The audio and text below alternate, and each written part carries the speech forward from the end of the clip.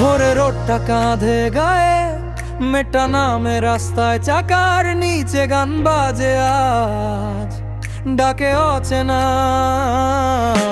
পথভ্রষ্টায় হারায়, সঙ্গে চোখে লাগে নীল পাহাড়ের ডাক, স্বপ্নেরা সব উড়ে আসে পিছনে আমার প্রতিটা হাত। বন্ধু বাইকটা গর্জন তোলে, মনটাকে দে ছুটে চলা চেনা পৃথিবী পেছনে রেখে, অচেনায় আজ ফুল ফোটা দোলা।